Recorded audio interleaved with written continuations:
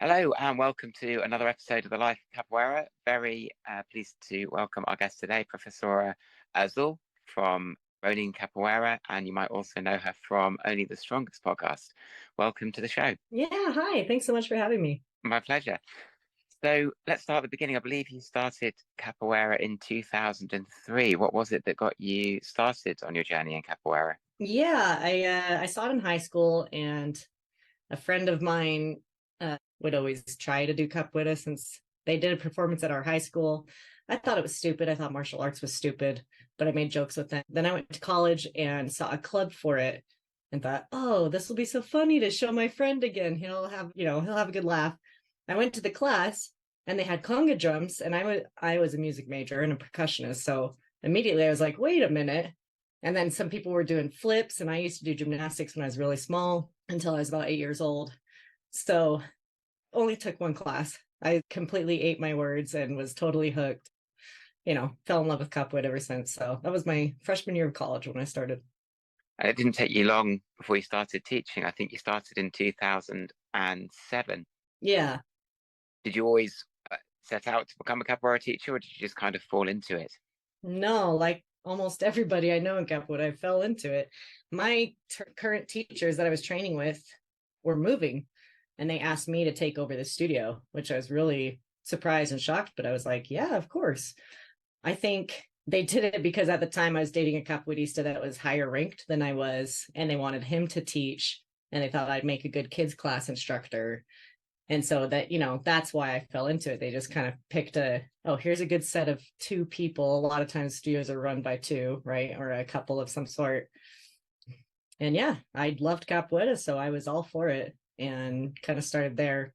And then I started seriously teaching adults probably in 2010, I would say. I mostly taught kids for the first few years as I got better. And then when I got closer to becoming a graduada, I started teaching more regularly for adults as well. What is it like running a studio? Because a lot of our audience here are from the UK, and obviously capoeira is very different in different countries in terms of how it operates, and largely from the UK, they don't tend to be sort of capoeira studios as such. So when I ran a group, for example, I'd rent out a village hall or a church hall or something and do the classes in that. How do you find it running a capoeira studio and also with Ronin Capoeira now? Yeah, it is difficult. We have the same issue here where you don't really have the student base because capoeira is such a niche martial art. So few people have heard of it. Even after 20 years, the same amount of people have not heard of capoeira that I talked to. I thought it would have gained some traction, but it didn't. So we would have to either sublease from someone else. I'd always be looking first to, my closest taekwondo studio or dance studio and say, hey, do you have these hours available in the evenings that you're not doing classes?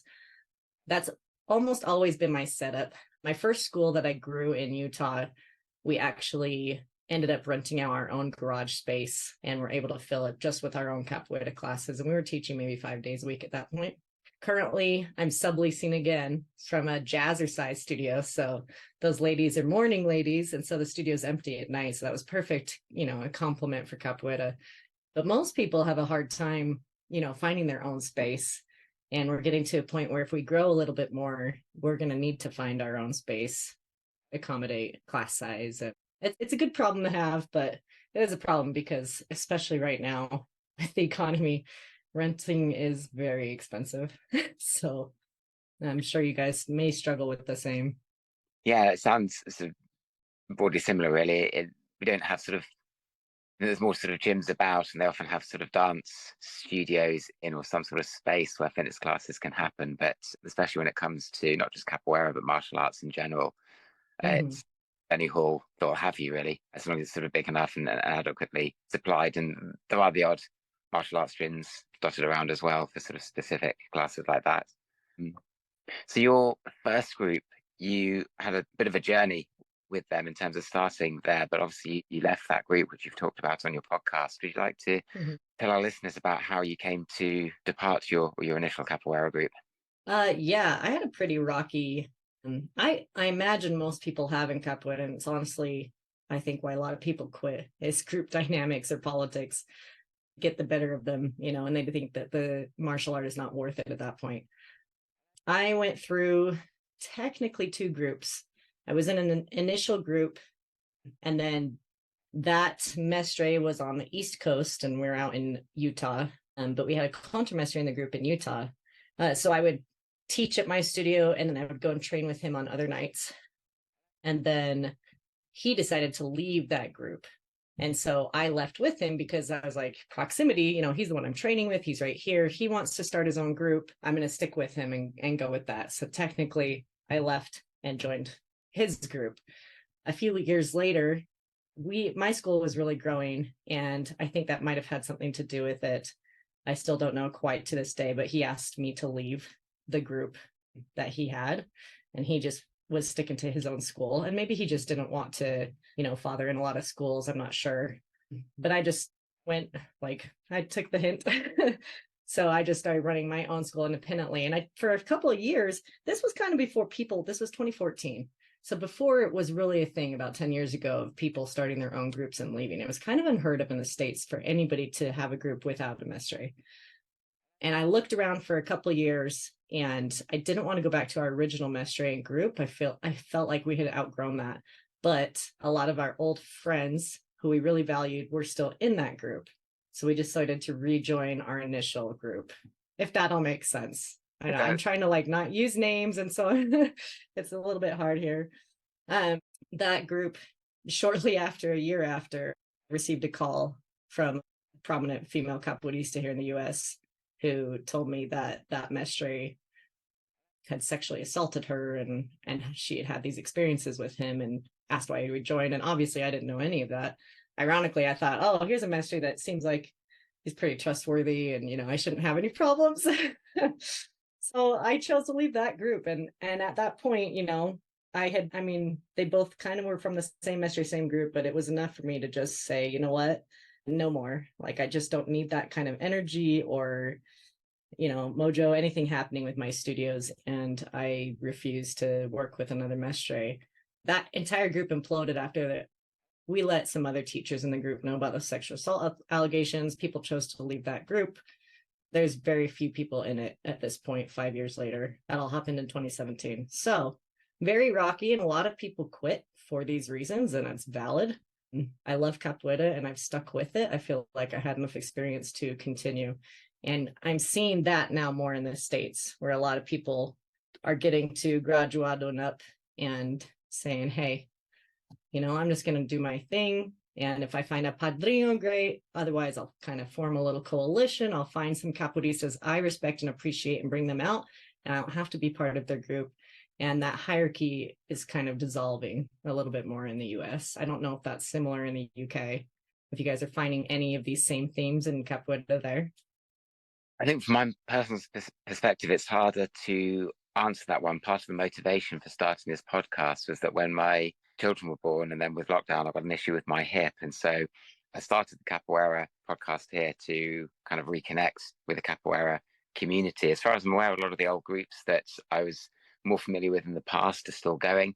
I think a few capoeiristas have gone their own way in terms of setting up groups, but I think it's really interesting listening to Only the Strongest and seeing the difference, I think, in how capoeira is in the States to how it is here in the UK. Mm-hmm. And obviously you talk about the sexual assault there. I'm not aware of that being an issue here, but I am a very white male who could may not have the problem. Yeah. If any of our listeners have experienced that in the UK, then I can understand it's a difficult thing to talk about and to divulge. But I would encourage you to try, if you have a safe person with whom you can do that.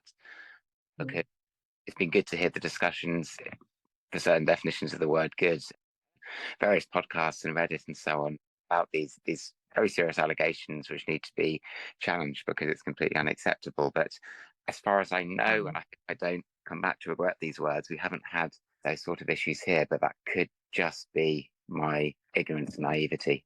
And I hope that it isn't. Well, I mean, that is something that's sensitive, and, everybody kind of has to decide how they want to approach that. I like that we're swinging and not being so this cancel culture freak out at every little thing now. I think it's good to always find a middle ground in most things. So I think a lot of people are there, but I think more than, it's not just for sexual assault, but I think a lot of groups in the US are just kind of tired of that same like controlling and like kiss the feet of the mestre veneration, like old school feel that capoeira had for a long time. Some people seek that out. Some people look for that in any martial art, right? Capoeira included. But more and more, I feel like are starting to question it. Like, is this healthy? Is this right for, us and my group and how we want to train?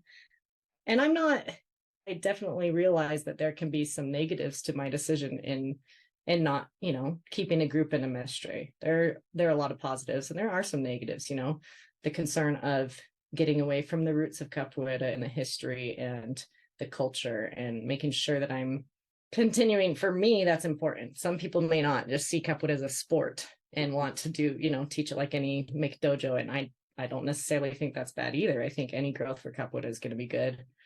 But for me, it's important. So I do try to seek out, advice and workshops from mestres that I appreciate and respect and that can come and teach our students awesome, concepts and kind of reach them back to that culture. So not so much that it's a group that you owe obligation to, but one that you can appreciate is what I'd like to foster. Yeah, I So, think the things I've liked with the UK events often is the guest instructors that come from different groups and your chance to sort of mix and meet students from all over and taking those lessons from just the different perspectives and different styles and things. And it's one of the things I've enjoyed with this podcast as well is reaching out to capoeiristas that I don't know as well and just hearing their stories. There's a lot to learn from everyone really. Yeah, And as we agreed. talked, I think it was 2018 that Only the Strongest got started. What was it that led you to set up with your buddy the Only the Strongest podcast?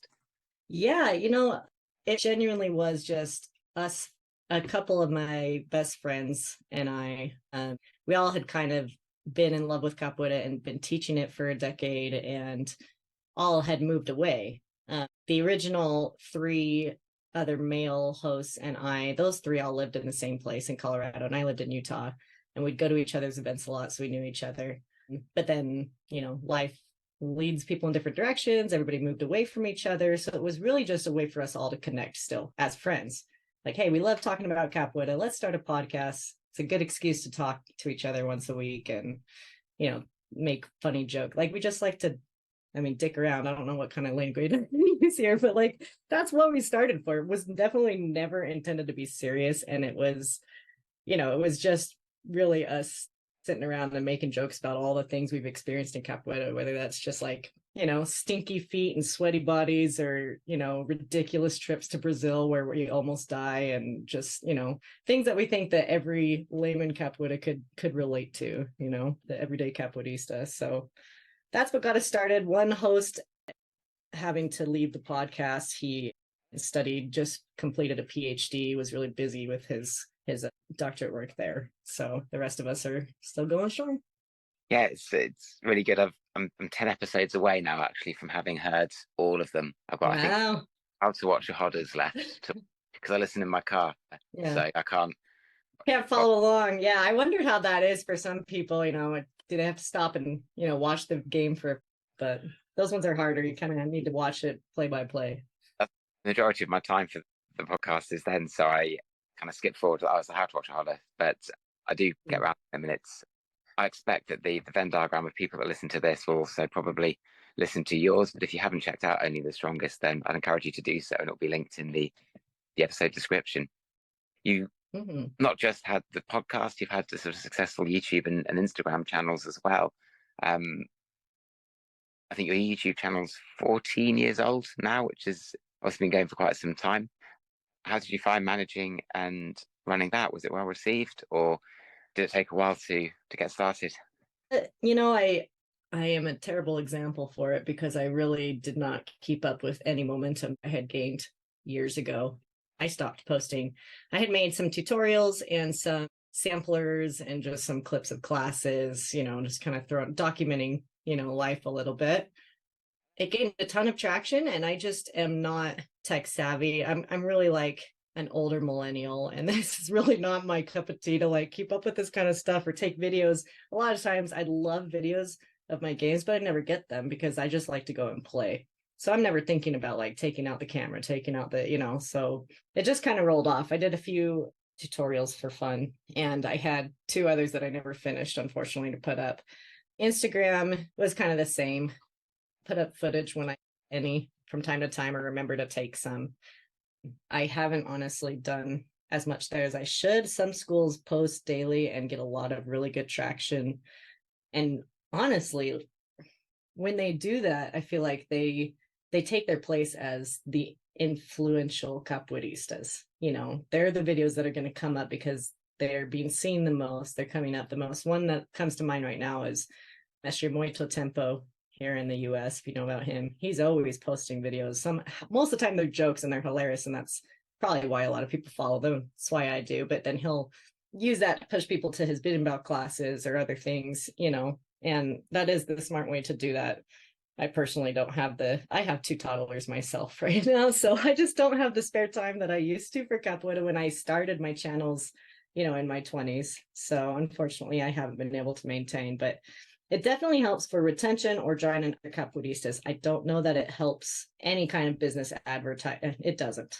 I don't think I've ever had a new prospect come to capoeira because they saw our YouTube or our Instagram. It's really for capoeira clout, for more people to want you to come to their events, for more people to know who you are and what you're capable of. So, it's what you need out of it is what you're going to put in. And you talked there about having two toddlers. How have you found juggling children and being a parent with being a capoeira? Oh my gosh, nobody told me how hard parenting is. To this day, I laugh at myself. Oh my gosh, it's so hard. I've got two little boys. They're a year apart because I hated being pregnant. So I thought that would make it easier. And I think it made it even harder on myself. So honestly, being pregnant, not being able to physically do like even a handstand anymore. I got huge. I gained a little over 50 pounds each pregnancy, and I'm 5'3". So I was like 180, very big, could not do much. And I learned a lot, but I felt like I had no identity anymore. I couldn't do with something that was my passion. And that's half the reason after I'd had both kids and decided I was done having kids, we decided to open a studio, half because we moved to a new place where they didn't have, classes within an hour of us. And then half because I needed something that made me feel like me again, and not a 24/7 mom and parent and exhausted, something that I still loved that reminded me of who I am and why I like to do those things. So it was a very selfish reason to start the studio, is for me to feel like myself again and give me a little bit more of my identity back. But it's been hard, and I've kept classes to 2 days a week and no more than that for that reason, just so I have a balance. So I have a weekend with my family, and so I'm not getting babysitters every day of the week to go teach, because they're just so small. I didn't want to do that to my kiddos either. So it is hard to balance both, but it's imperative. It's so important to do something for yourself when you become a parent, so that you don't just lose your identity and just become a martyr, the rest of your days, which I think is a natural inclination for a lot of mothers. The other benefit to having kids was just I gained so much weight, and it was lopsided, so maybe it's not necessarily the best, but it taught me a lot about how to teach. I was always pretty fit through my teens and 20s and 30s, and then I had kids when I was late 30s, and coming back from having to lose 50 pounds, and that took 2.5 years to lose it all and build my muscle back. Just taught me a lot about what hurts for people that are overweight, what they can and can't do, and why. When they would say something and I was younger, I'd be like, oh, you're just not trying hard enough. I'd think that in my head, right? Idiot 24-year-old that doesn't know what it means to be old and rickety. So it was humbling, and it taught me a lot about everybody's different bodies, and then try and figure out ways to push through that or work through that, to understand, wow, I'm so overweight that I get wrist pain from trying to do planks or handstands. I've never experienced that, but it was because I was so overweight. So that I had to figure out how to, slowly work my mobility back to a pretty good space. Learned a lot there. Good experience. I've learned some sort of similar things. I've had an issue with my hip for 3 years, which basically stopped me from any sort of training. So I used Mhm. to run marathons and capoeira all the time and so on. And then having had 3 years out, now being on the other side of 40, and then I got back into training and found couldn't on one side touch the floor when doing an esquiva, and it's like what I've always Yeah. like flexibility gone. I've got it back now, but it's but Right. you think this is how it is for other people, and it's having that sort of awareness. I've always well, I hope my students would back me up on this. Try to given sort of modifications that they could do if they found it challenging. But then having had that experience for actually going through that yourself, it is a valuable thing to do. Although I'd prefer not to have had the hip problem. Yeah. Yeah. No, it is very valuable to kind of understand, physical limitation and struggle, especially if you didn't have that previously, to just kind of understand how you need to modify for your students, how you need to, maybe be more patient or empathetic, to help them still enjoy capoeira in some form or fashion, even if they're limited. Yeah. There's obviously these sort of physical benefits of capoeira. I know you've talked on the podcast about your own sort of personal journey and how capoeira kind of opened up sort of ways of seeing the world and being a bit more diverse from coming from a sort of conservative Mormon background. The personal journey you've had with that, would you like to explain how sort of capoeira has helped you along from a more sort of personal side of things? Yeah, yeah. And I almost feel like this might be, controversial, but that's who I am in life, is just saying it like I think and being upfront and honest, because I'm not going to be on this earth forever, right? So if my perspective helps, I might as well just tell it like I see it. I do think that capoeira is the number one reason that I changed my personal leanings from conservative to liberal. I think I always had a little bit of a rebellious streak and was a little bit open minded. Religion never sat that well with me, but I really tried to fit that box for a good 27 years of my life until I finally, decided this is for the birds and not for me. And, here's who I am and what I want to be. But without talking to people that were from different backgrounds, different places, had different ideas and ideals, I never would have made that. I would have stayed with the conservative mindset and thought, oh, that's interesting and weird, but that's not right. Because that was, that's how you're raised to think when you're a conservative Mormon. And I hope that's not offensive to conservative Mormons, but that was my experience.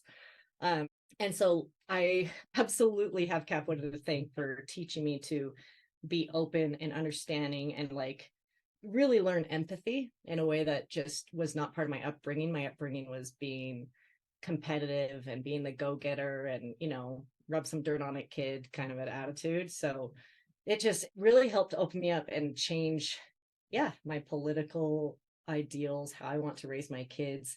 And I can't stress enough, the reason I say that this is maybe controversial is because I've heard in circles, at least here in the States or maybe some other places, a lot of people saying, hey, this is an Afro-Brazilian, really an African martial art, and only Black people should be training it, or we should we should resegregate it, or we should not be letting white people, take this to kind of an attitude. And for me, I have the opposite where, like, yes, it's self-serving for me to go, no, because I'm white and I want to do this. But at the same time, like, who would I be and what kind of a world would we continue to perpetuate if I hadn't learned to meet people completely different from me and learn to think like they do a little bit and mix that into my life experiences. And then I can go forward and do the same for other people that don't have that opportunity, where I'm kind of in this, conservative pocket of Colorado, ironically now.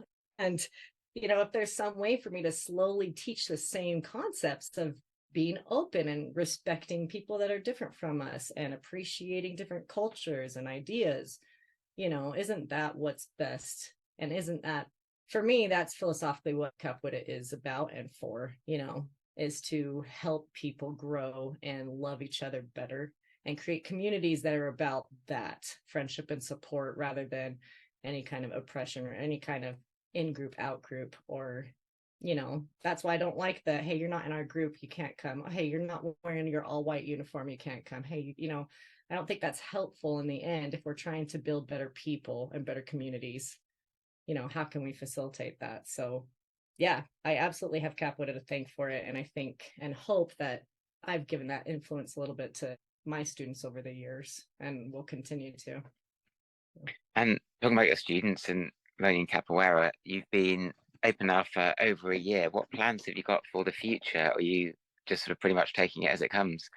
Yeah, as a parent, I'm taking it as it comes. I don't know. We'd like to grow our studio more, but I'm just super cautious. It just creeps back into your life, where I was just doing 2 days a week, and now we go flipping one day on the weekends, and maybe I go to the gym every couple, and there's these events that you get invited to, and it's easy to slip back into the capoeira is my life 24/7. I'm really trying to set boundaries around that and restraints of, hey, I might go to a couple events a year at most right now until my kids are older. I just can't facilitate that. I need to be with them. So we're trying to grow our studio a little bit more. We just partnered. We're doing a show with the local samba group here in Colorado. With my percussion background, I'm helping their music stuff. And so hopefully we do that more in the future and start teaching in elementary schools together with that group. We've done that a couple times so far this year.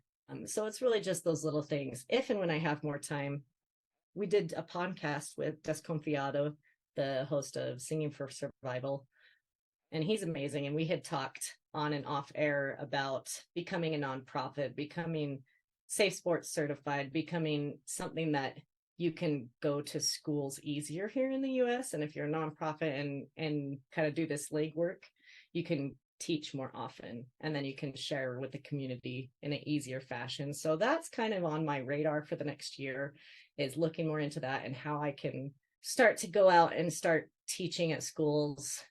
I think that's a great way to get kids a little bit exposed to something different, like we've talked about, something that they get excited about. Even if they're not coming to the studio, they're getting taught something, different that hopefully will impact them and they'll remember it and want to come back to it. Like I did when I saw it in high school. For a year or two later, I saw it again in college and tried it out. So that's really it. Keeping our school growing as we can. But for the next couple of years, I'm still hesitant to do any more right now until my kiddos are in school themselves. So That's fair enough.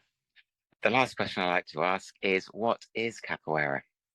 dude, I don't know. You're asking the wrong. Find an answer. If you can find out what it is and how to describe it, everybody can start capoeira. I think I listened to one of your first episodes. Contramestra Sania said something similar. She's like, I've never found somebody that can describe it well. We've said that I'm only the strongest, like that's capoeira's downfall right now, is because it's a little bit of everything and it's impossible to describe. Most people have to experience it, and how do you convince them without describing it to experience it? I don't know. For me, it's a martial art, it's a sport, it's a culture, it's something that I love. It's a pastime, and it's a healthy pastime that ends up growing organic communities, I think, a little bit better than any other hobby I've done in my lifetime. It's a place that you make genuine friends for a lifetime. It's pretty amazing that it can do that. I don't know that many other martial arts or dance groups or anything can say the same. So it's pretty amazing. It's what it is. Thank you. Thank you very much for giving up your time as well to be on the podcast. Are there any closing thoughts or comments you'd like to leave our listeners with? Yeah, thank you so much for having me. This was super fun to talk to you. I hope we make it over to the UK and we'll come and visit you sometime. No, we're just happy to be here, and maybe we can do a collab on Only the Strongest coming forward soon, and push forward with our podcasts. That would be great. Well, thank you very much. And thank you, listeners, for listening. If you'd like to get in touch with me, you can find me at thelifecapoeira@gmail.com. We're on Facebook and Instagram. And if you want to get in touch with Azul, there's the Only the Strongest. And I'll be linking to everything in the episode description. And I'd also like to invite you all to my birthday celebrations on the 28th of January. These will be linked in the episode description as well. We have a capoeira workshop that's going to be done online with Mestre Primo, the very first guest for the Life Capoeira, and you can get tickets to that through the Eventbrite link in the description below. And if you are in the UK or can make it to the UK, then we also have an event in Chichester. So as well as Mestre Primo's lesson, which we will project on the wall. We will also have a session with Mestre Fantasma. We will have a Hodder as well, in which my 2 daughters will have their Batizado, and it would be lovely if you could make it. So until next time, thank you so much. Ciao. Ciao.